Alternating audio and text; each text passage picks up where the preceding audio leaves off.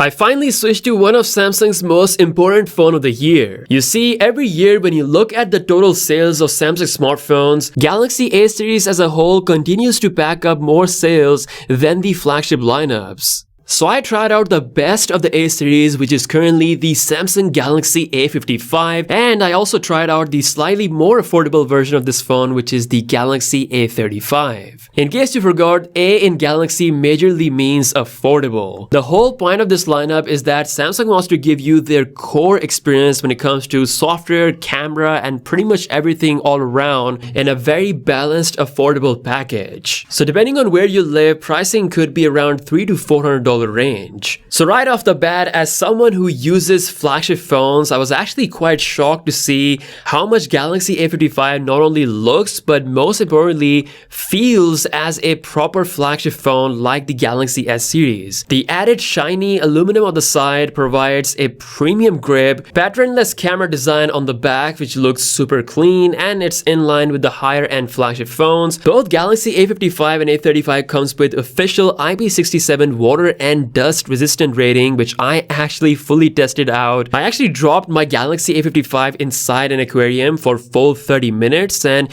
it was able to survive with no problems whatsoever. So yeah, durability has definitely gone up this year. I have to admit, the design has gotten so good to the point where you can't really tell if you have a flagship or a mid-range phone until you turn the phone around and look at the front display. We do have slightly chunky bezels, but the display itself is a major improvement. Not only it is more durable with the new and improved Gorilla Glass Victus, but also it's now slightly bigger than last year's model, coming at 6.6 inches, which is right at the sweet spot. I've got full HD plus resolution with 120Hz refresh rate, 1000 nits of auto brightness, and up to 1600 nits of outdoor sunlight brightness, meaning it actually gets pretty bright for that comfortable outdoor use experience. Now, one of the reasons why Samsung is able to have such good sales of their Galaxy A series phones, apart from the price, is their software, which is One UI 6.1 based on Android 14, running pretty smooth on the Galaxy A55 as well as the A35. You pretty much get all the feature package of One UI at this affordable price, minus the Galaxy AI, which Samsung is still keeping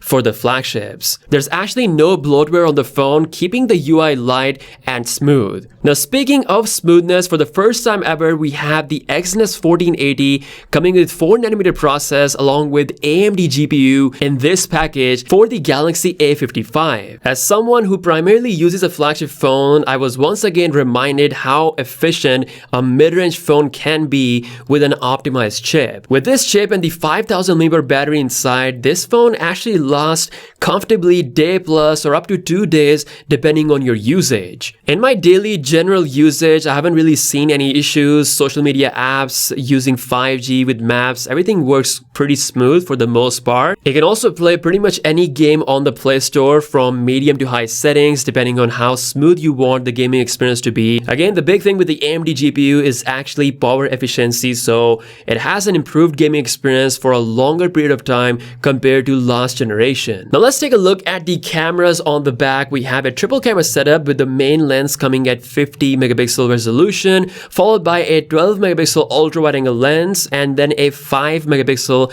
macro sensor. Now, I'm happy to report that these cameras, especially the main and the ultra wide, are actually pretty capable. Starting with the video performance, we have 4K 30 FPS supported on all lenses, including the front 32 megapixel sensor, so you can actually switch lenses while you're shooting 4K 30 FPS video. We've got both optical image stabilization as well as video digital image stabilization, or VDIS as Samsung likes to call it, for smoother video capture, especially when it's low light. Now, when it comes to photo captures, colors look pretty good and in line with how Samsung processes things on their flagship phones. You can get really good shots even in low light situations. I like how Samsung has kept the same main camera sensor on both A35 and A55, which is this 50 megapixel lens. So you have the option to save money with the A35 without losing the main camera quality. The only difference is with the ultra wide angle lens, which is coming at 8 megapixel on the A35, and the front camera, which is set to 13 megapixels. The other, I would say, minor difference on the inside is the chipset. So you have the Exynos 1380 based on 5nm architecture